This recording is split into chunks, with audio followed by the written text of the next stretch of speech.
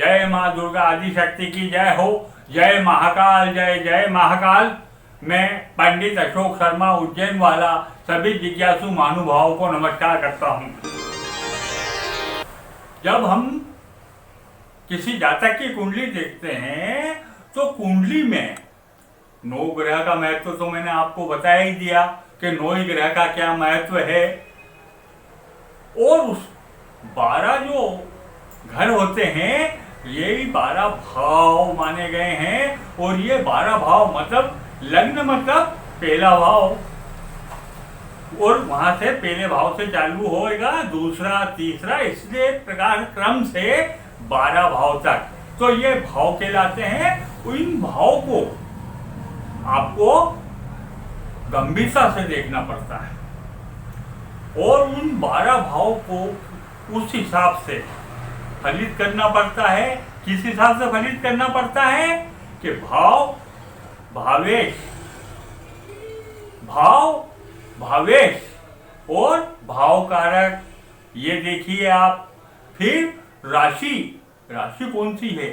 राशि में क्या होता है कि राशि में जो ग्रह बैठा हुआ है उस राशि में, उसको देखिए कि वो उच्च का है, स्वयं की राशि का है, मित्र राशि का है, सम राशि का है, या फिर शत्रु राशि का है, उच्च का है। उसके साथ ही ये देखना है कि क्या वो नीच का है। इस प्रकार से जब आप देखते हो वो फिर उनका दृष्टि संबंध, उनकी युति, दृष्टि संबंध में भी बहुत विस्तृत श्रृंखला है कि दृष्टि है तो कितनी है?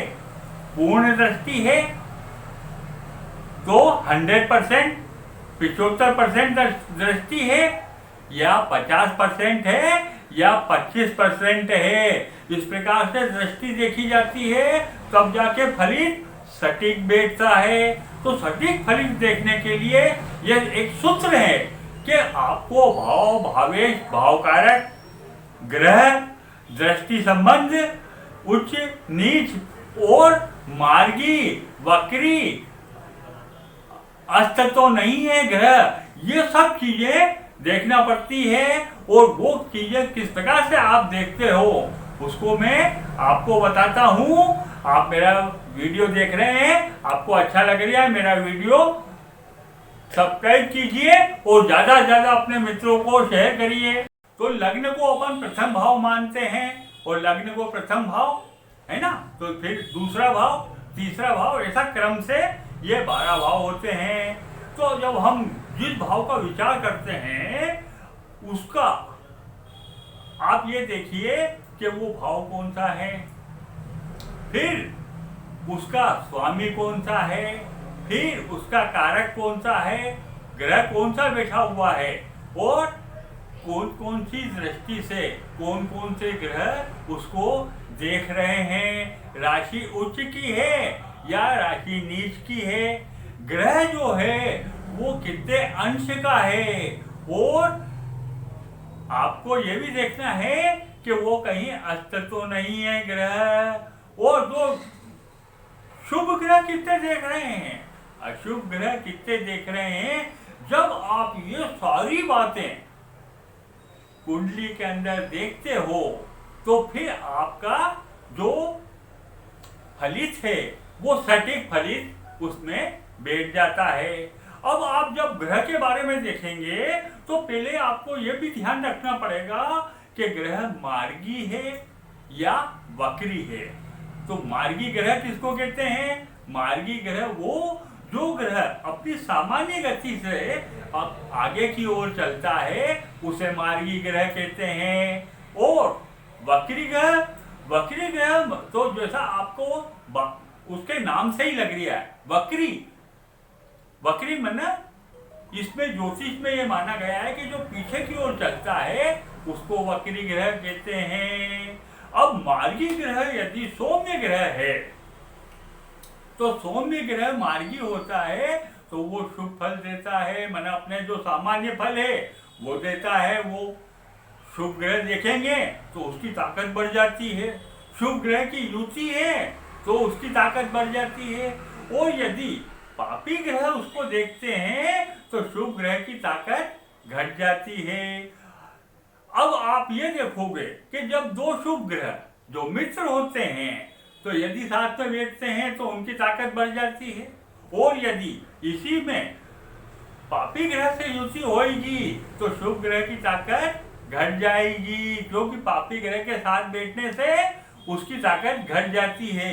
ऐसे ही यदि जब आप देखोगे कि मार्गी और वक्री ग्रह होते हैं तो मार्गी जो ग्रह होता है वो तो अपनी सामान्य गति से सामने चलता है और वो अपने सामान्य फल देता है, और जो वक्री ग्रह होता है वो पीछे की तरफ चलता है। वक्री को टेढ़ा भी बोला जाता है, और टेढ़ा जो आदमी जो जैसे एक उदाहरण के लिए कि टेढ़ा आदमी होता है तो आदमी उससे थोड़ा दूरी लेता है, दूर से नमस्कार करता है, हाय हेलो करता है।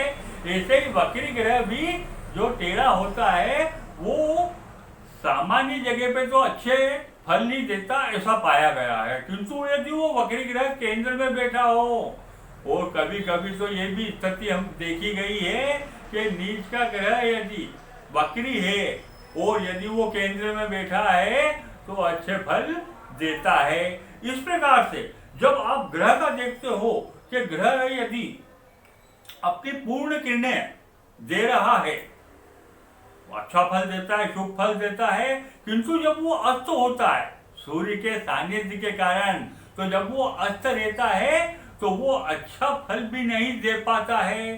तो अस्त में भी दो बात बताई गई है कि या एक तो पूर्ण अस्त और एक खाली अस्त।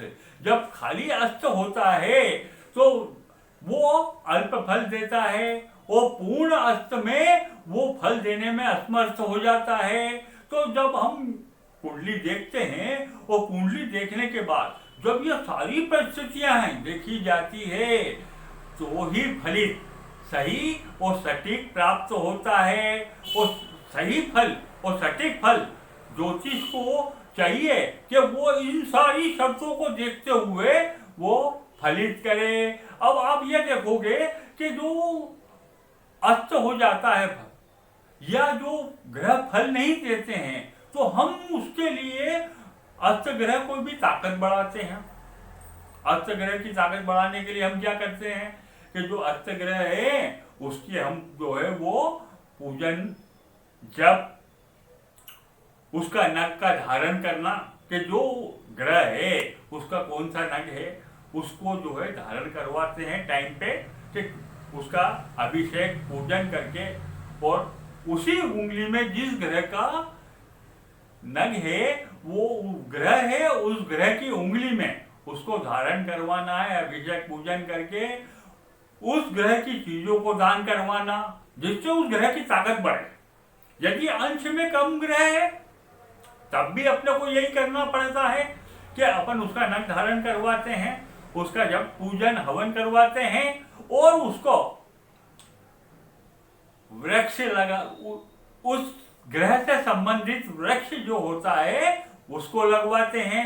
जिस प्रकार से मान लीजिए गुरु महाराज हैं, या तो अंश में कमजोर हैं, या गुरु महाराज अस्त हैं, या गुरु महाराज पूरे फल नहीं दे पा रहे हैं, किसी पाप ग्रह की दृष्टि है, तो इन बातों से उस ग्रह की ताकत कम हो जाती है। और उस ताकत को बढ़ाने के लिए ही हम जब पूजन हवन, नग का धारण करना, और जैसे गुरु महाराज का पीपल का वृक्ष है तो पीपल के वृक्ष को कहीं बगीचे में कहीं और जगह लगवाना, उससे क्या होता है कि उस ग्रह की ताकत जो कमजोर पड़ रही थी वो ग्रह की ताकत बढ़ जाती है। आज इतना ही, फिर मिलेंगे।